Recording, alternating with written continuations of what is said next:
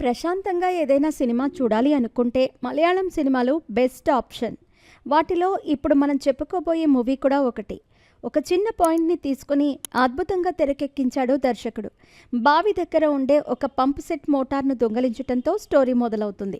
ఇందులో న్యాయ వ్యవస్థలో ఉండే లోపాలు సెటైరికల్గా చూపించటం జరిగింది.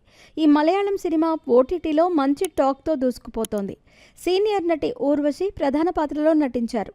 ఈ మూవీ పేరేంటి, ఎందులో స్ట్రీమింగ్ అవుతుంది అనే వివరాల్లోకి వెళితే, ఈ మలయాళం మూవీ పేరు జలధర పంప్ సెట్ సీన్స్ 1962.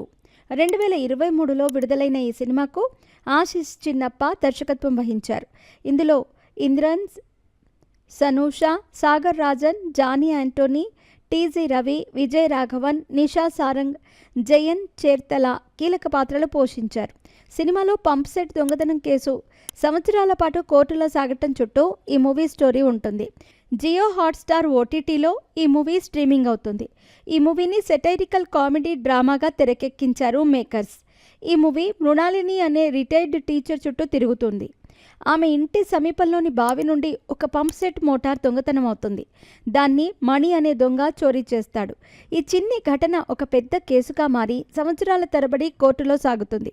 ఇది భారతీయ న్యాయ వ్యవస్థలోని లోపాలను కళ్లకు కట్టినట్టు చూపిస్తుంది. మృణాలిని భర్త ఈ దొంగపై కేసు పెడతాడు.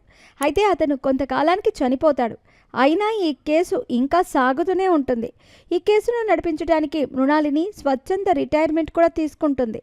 అయితే ఆమె కుమార్తె ఈ కేసును ఎందుకు ఇంతగా పెట్టుకొని వెళ్లాడుతున్నావు అని గట్టిగానే అడుగుతుంది.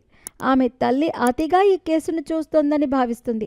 కేసు సాగుతున్న కొద్దీ మృణాలిని, మణి ఇద్దరి జీవితాలలో కొన్ని సవాళ్లను ఎదుర్కొంటారు. మరోవైపు మణి దొంగతనాన్ని అంగీకరించడానికి నిరాకరించడం వల్ల కేసు మరింత ఆలస్యమవుతుంది.